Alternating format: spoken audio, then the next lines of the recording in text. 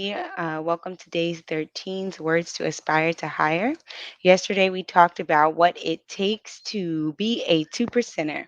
And so, the question to you is: Are you able to take your mere wishes and turn them into burning desires?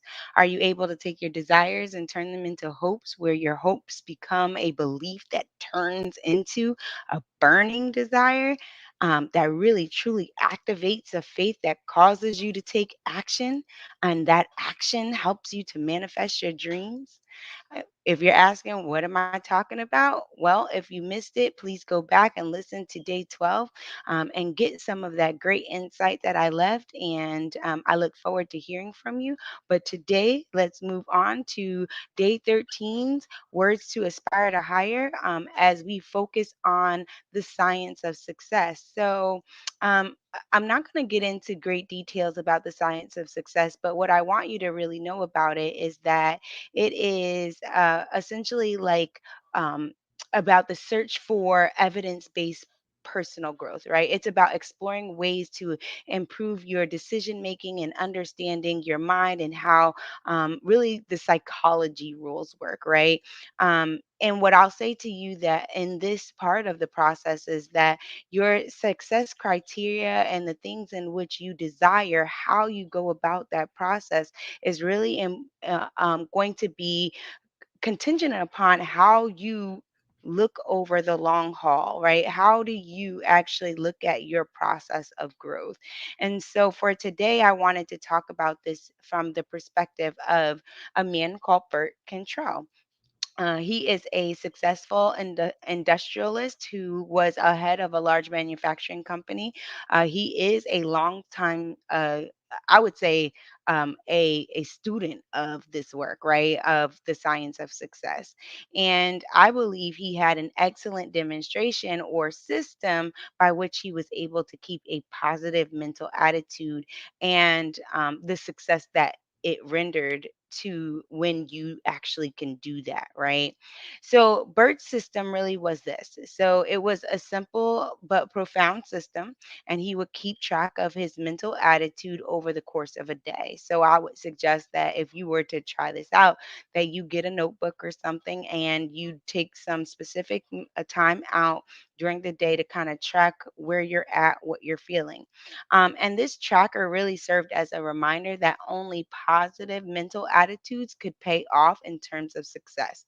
So in this tracker, he would essentially record every situation he had, and he would actually look at those results, right? He also would go ahead and record every situation where he had expressed a negative mental attitude, including the length of time that he allowed the attitude to prevail. And I want to make a note here. The key word here is that he was the one who allowed the negative attitude to continue on. So we recognize that we have the ability to stop allowing our negativity to flow whenever we are ready. So whenever we want to exhibit self-control, right? So we have the ability to control where our minds go and how our minds work. So for that perspective, I want us to really understand you have the ability to stop the negative thinking whenever you are ready. To this end, he also tracked in those books those times in which he acted entirely through a positive mental attitude. And what he found was that in every activity that he engaged in, that there was a mentally motivated, positive result, right? So that this positive mindset rendered it actually rendered a successful result. And at the time, he was able to see that those instances where he would move under the influence of the negative mindset, it would often end in a disastrous ending, right? It would cause him feelings of discouragement and defeat.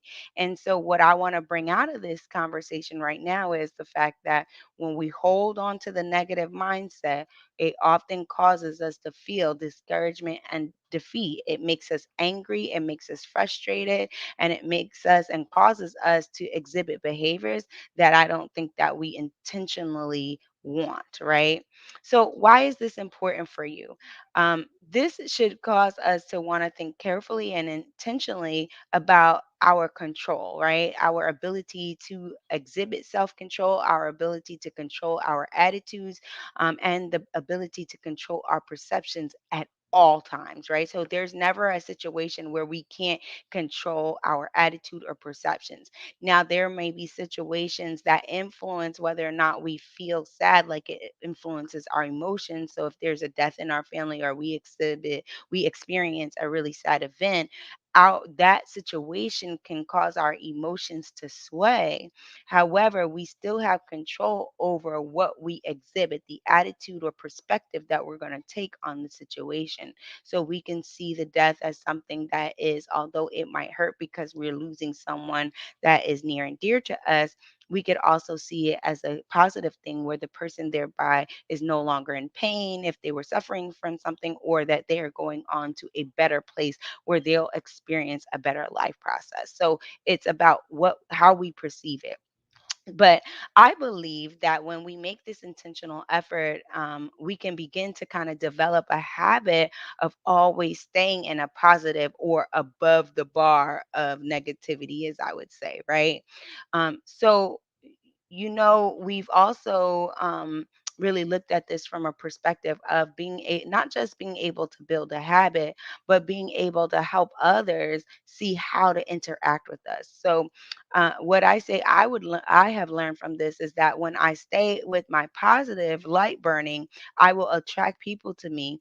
And when I attract them to me, it makes my life easier to be in relationship with them, at whatever capacity that relationship is supposed to be. So, as long as I stay positive, my work relationships, my home relationships, my relationships, intimate relationships, my relationships with my parents, all those things I have control over, and can influence the ways in which um, they behave and I behave. So it showed me that I had the ability to have influence on the direction that people and systems and environment should go.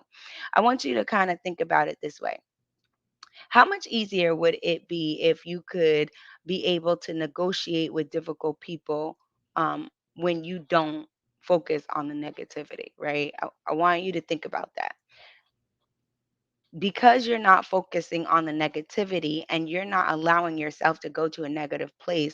When difficult people come your way, you're able to kind of sideline it and put things in perspective and see that you have control over how to make sure that things work out appropriately. So, to this end, I'll say the power of positivity can help you settle those types of situations, those situations where people are coming with all of their stuff and their issues harmoniously. So you have the power in your positivity to be able to take environments, situations, and attitudes of people and create the outcome that you desire. Well, that is it for today, guys. And I want to thank you for listening in. Please like, subscribe, and follow, and share the wealth of information that you are taking in as well. We always say, don't be stingy. And as always, we want you to become a part of the royal community.